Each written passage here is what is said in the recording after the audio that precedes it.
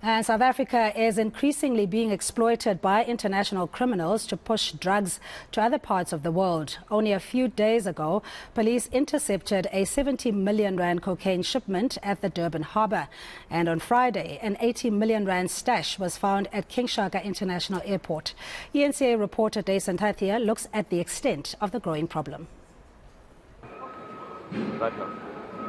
These tins look like stock from your local hardware store.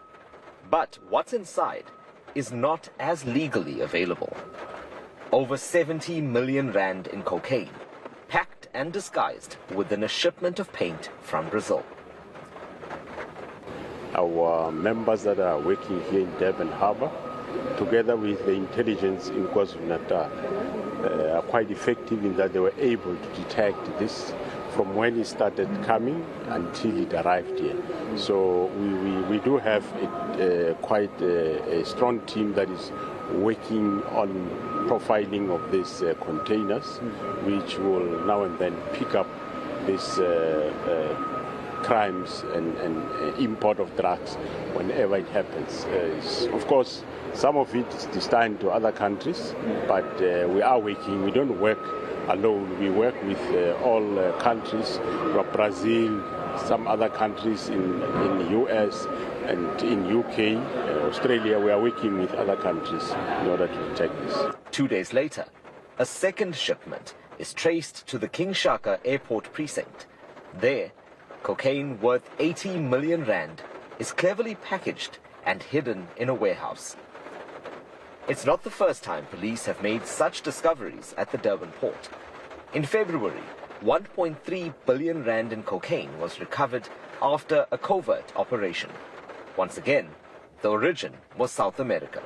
I suppose one potential attraction would be as there has been some issues with smuggling in the past, so that might play a factor into all of this.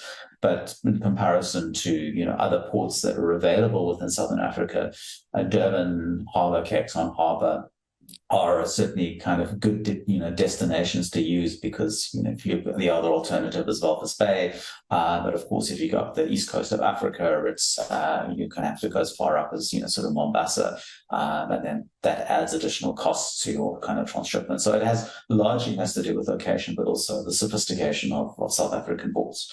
But of course there are some weaknesses that come with those ports that can be exploited by criminal networks. If you look at the main distribution points, one of them being the Durban port.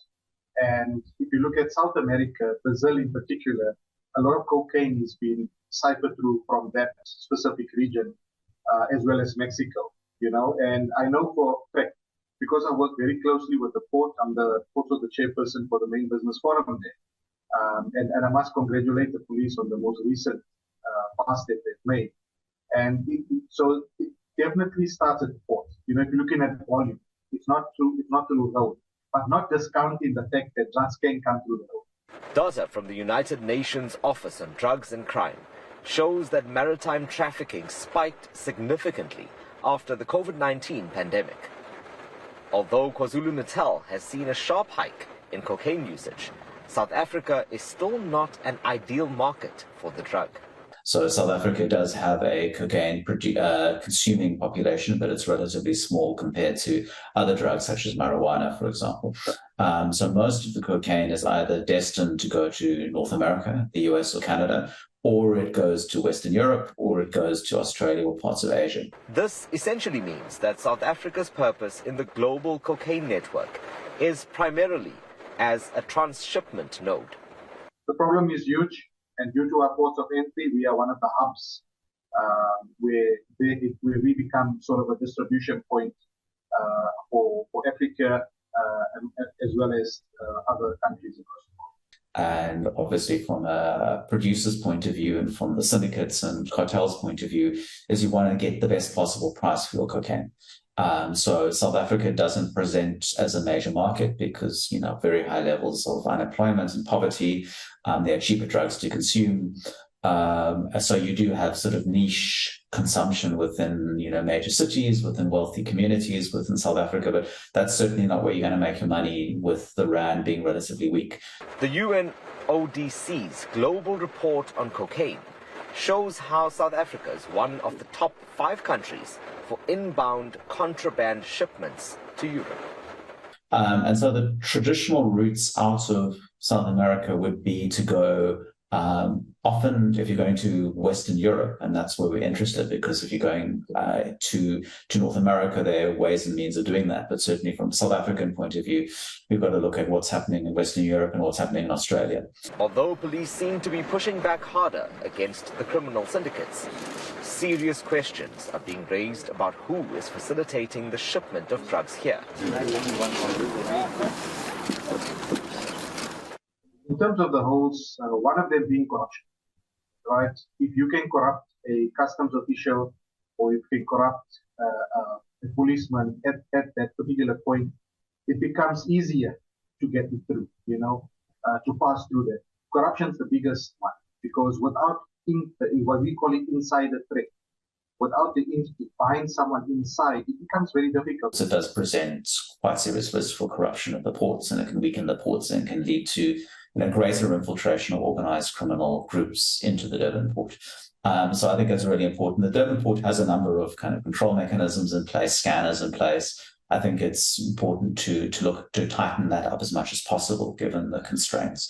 To have intelligence-led policing, so to do a lot more crime intelligence gathering, to figure out in more reliable ways how the syndicates are using Durban Port, and then to try and close the loopholes through, the role of the police, through the kind of the Border Protection Agency, through crime intelligence, through, the ports authorities, to look at making it more difficult for criminal syndicates to use Durban, because it's an issue around if it becomes more expensive and difficult to do business in Durban, then they will take their business somewhere else. The reality is, very few systems can be truly foolproof.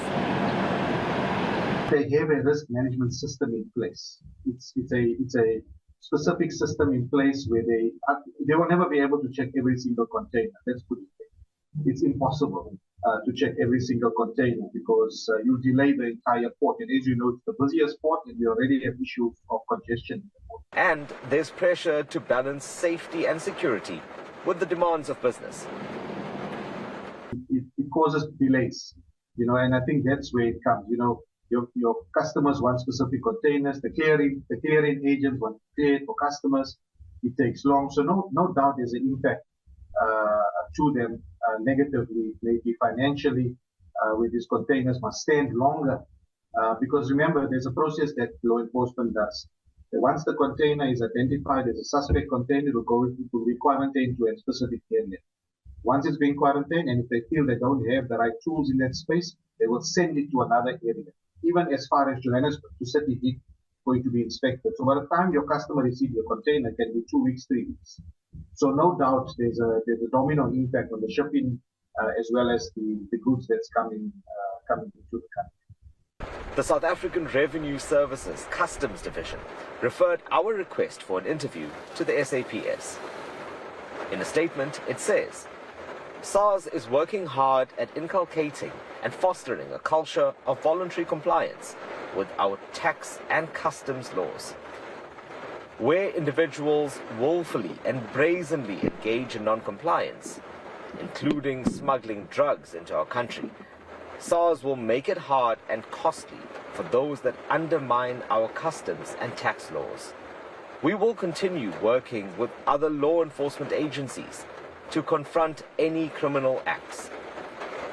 The SAPS says it's working on tracing those responsible for sending and receiving the latest shipments, which it hopes will lead to arrests and convictions. I'm Dasen Thathiah in Durban.